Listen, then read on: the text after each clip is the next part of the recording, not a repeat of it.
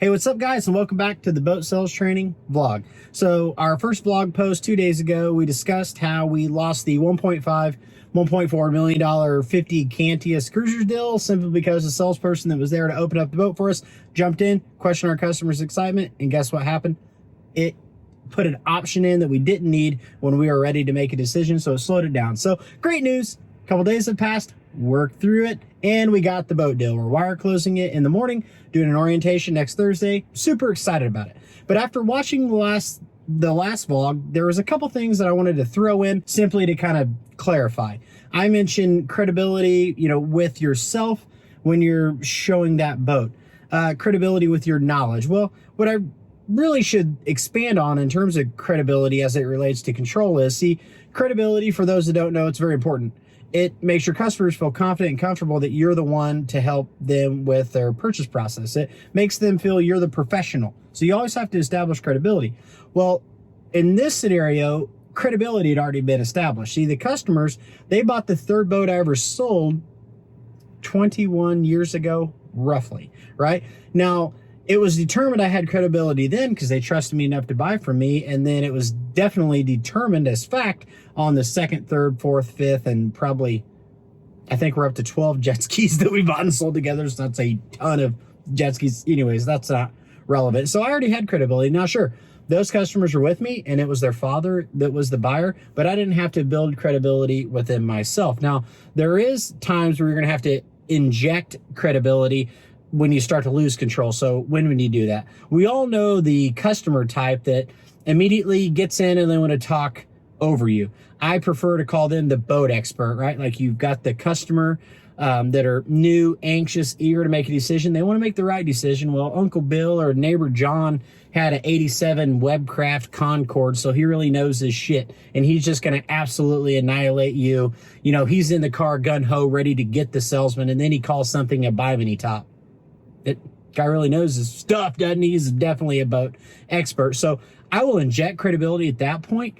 Not rudely, I'll just say, hey guys, we're looking at this boat. It just happened the other day, live case scenario. So I jump in a boat. I had another appointment. I told the customers, hey, if you want to go ahead and start looking at that 2010 G3 L22X Elite Tri-Tune, whatever the hell it was, I'm going to flip the cover off. I'll be there in a minute. And I get in the boat, and the boat expert that was with my customers I was working with, new customers, he said, how much was this boat? And I said, well, $39,900 or $33,900, sir. And he goes, I wouldn't pay that for it.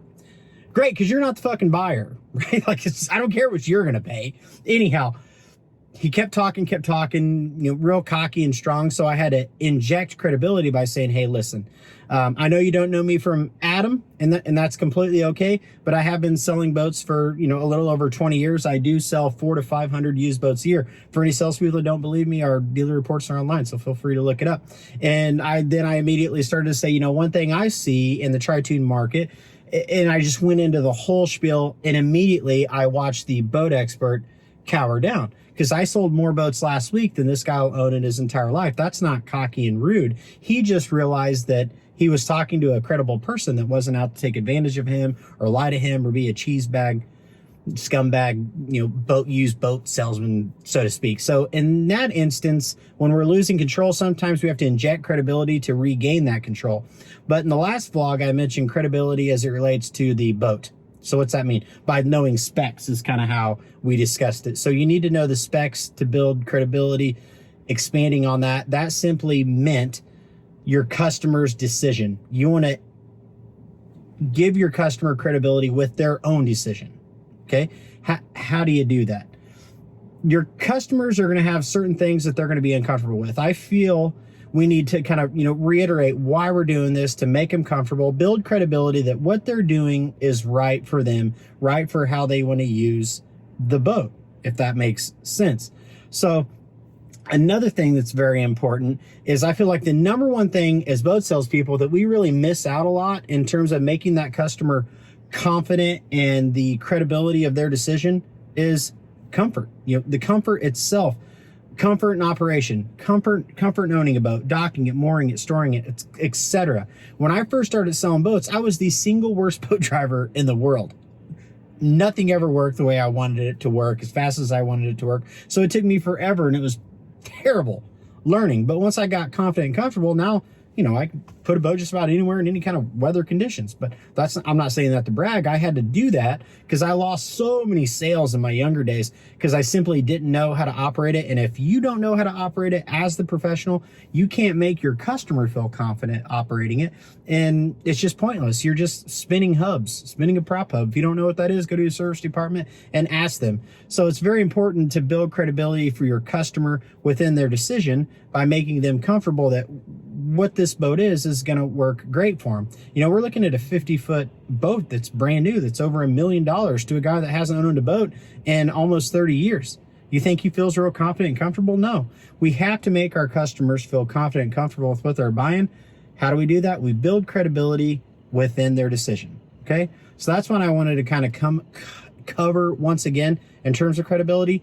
Another thing that I said in the vlog 2 days ago that I really definitely wanted to talk about was desperation. See, the other salesperson that was there to open the boat for us, as I had mentioned in the last vlog, in desperation, she threw out another option, which was, you know, again, a terrible idea. I can't reiterate that enough. Get the right boat for him, hammer that boat home. There is no other option. In desperation, she offered another model versus asking for objections. So that's what I really want to clarify about is objections. See, in the 3D Cube sales process, be sure to check out our videos of our entire sales process that we've developed specifically for the marine industry. All the objections should be handled during the bridge process. The second step, we're going to bond with our customers first.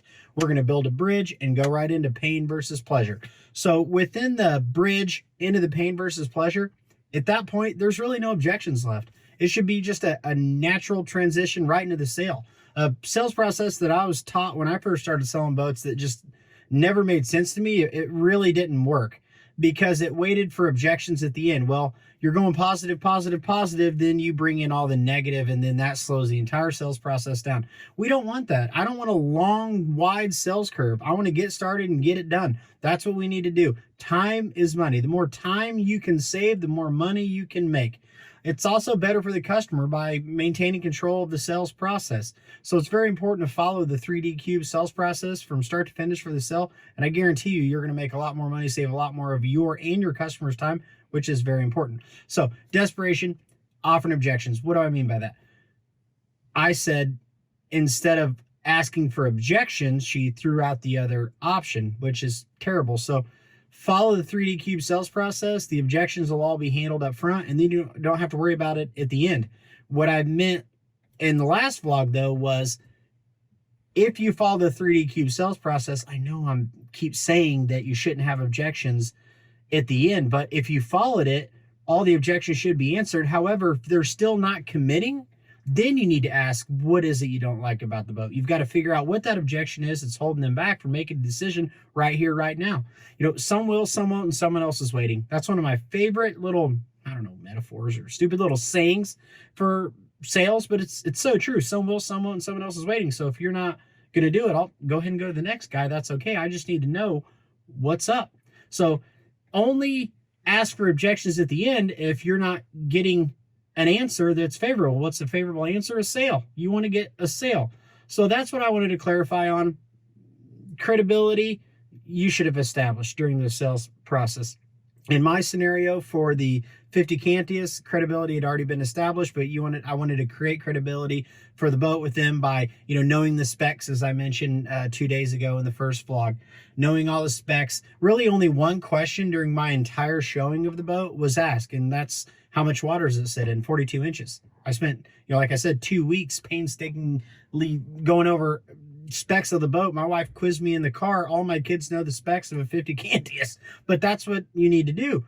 That one question could have ultimately ruined the whole sale. Could have made the customer not feel confident and comfortable in me. I mean, they're looking at me asking the questions. I need to know the answers, just like you need to know the answers, whether it's relevant or not.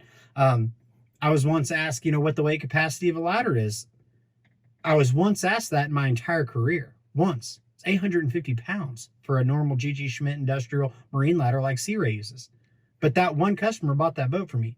One of the old wise men that was his GM of a dealership when I first started, Lakewood Corporation, he always said there's not one thing that can make a customer buy a boat from you, but there's a lot of one things that would stop them from buying a boat from you. So don't let that happen. Well, that ends the vlog today. Be sure to subscribe to our channel if you haven't, and I'll see you on the water. Quick, at about noon, just thought that I had to be in Compton soon. Just a good old boy.